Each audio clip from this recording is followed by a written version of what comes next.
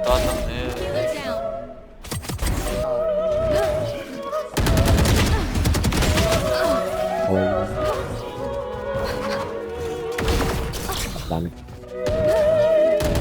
enemy remaining.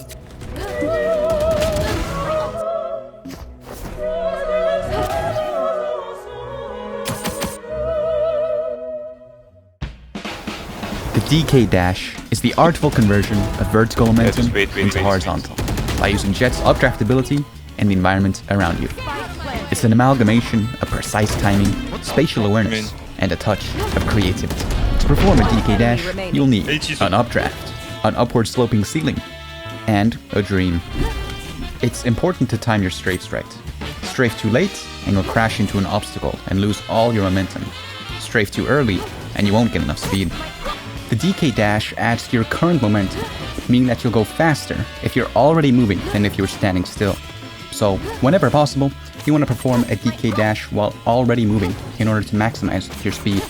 Also, if you didn't already know this, if you jump and updraft at the same time, you'll gain more upwards momentum than just updrafting. So you want to use this mechanic every time you dash. You might find a spot on the map which looks prime for a DK dash, only to be disappointed by the lack of speed. This might be because the arch or ceiling you're trying to dash with is too high up, meaning that you'll spend most of your upwards momentum just to reach it. The solution is to glide from somewhere elevated, allowing you to start your updraft already near the arch or ceiling and gain more speed. You can also gain height by having a teammate boost you. In this example on Lotus, I barely get any speed, but if I have my teammate boost me pre-round, I can go a lot faster.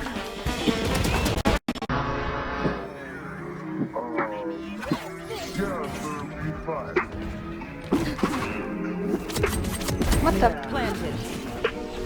Wait, I've never seen an updraft. Hey.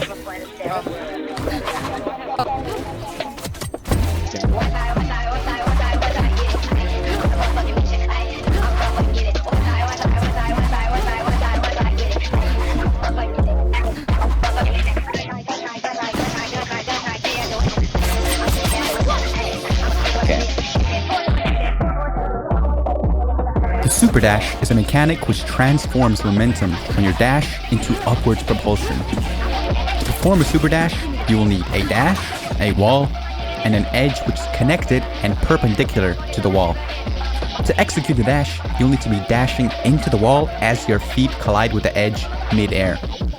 If the angle at which you dash into the wall is too sharp, then you won't move along the wall, while if it's too shallow, then you won't gain as much height. I found that an angle of about 30 degrees is what you should aim for.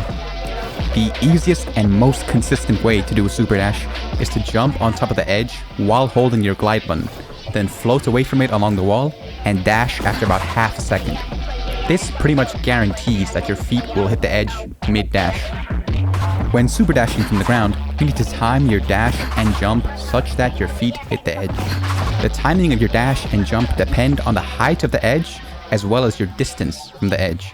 If you find yourself slamming into the edge and not gaining any height, then you've jumped too late. While if you fly over the edge, then you've jumped too early. Super dashing like this will generally give you more height, since you gain more upwards momentum from jumping. Aside from edges, slidable surfaces can also be used to super dash. A slidable surface is any angled surface which you'll slide off of. Similarly to using an edge, you'll need to dash into a wall while your feet hit the slidable surface. It's generally much easier to super dash using a slidable surface, since the area that your feet need to hit is much larger, giving you more room for error. Sometimes, you'll find a slidable surface on the map with no wall next to it. Luckily, we can make our own walls, with the help of Sage or Deadlock. Sage walls can also be used in scenarios like this, where our dash is normally blocked by an invisible ceiling, but the Sage wall offsets the dash, making sure we don't hit it. We can also manipulate the angle of the Sage wall, allowing us to perform a dash which gives both vertical and horizontal momentum. Remember how I said that super dashing from the ground gives more height than a gliding one due to the added momentum from the jump? Well, the same thing applies with your updraft. If you manage to hit a super dash during your updraft, you'll gain a significant amount of vertical momentum, and you'll often go higher than if you were to super dash normally and then updraft afterwards. The one caveat of this technique is that the edge you dash with can't be too low to the ground. Otherwise, you'll hit the super dash before the momentum from your updraft kicks in. This technique opens up a lot more opportunities for super dashing, but it's also very hard to execute and requires extremely precise timing. For the third and final part of this video, we're gonna go over a bunch of quick fire mechanics, starting off with the door dash. To perform a door dash, you need to dash into a door on Lotus as it's opening. And you need to do this on the side of the door that is opening away from you. You can also get a speed boost from an opening door by strafing into it mid-air. And you can use your glide to stay in the air longer and gain even more momentum. If you hold glide and spam crouch, you can gain height on this spot on Pearl. You can use this to peek into A main or to get on top of this box without using an updraft. If you dash while holding your walk button, your dash will send you slightly further than dashing regularly. This can be combined with a jump at the end of your dash to maximize the distance of your dash. If you uncrouch while you're gliding mid-air, you will be suspended for about half a second without losing height. This mechanic can be useful on spots where your updraft will send you to a ceiling or skybox, because you can updraft while crouching and uncrouch mid-air to make your peak last a little bit longer.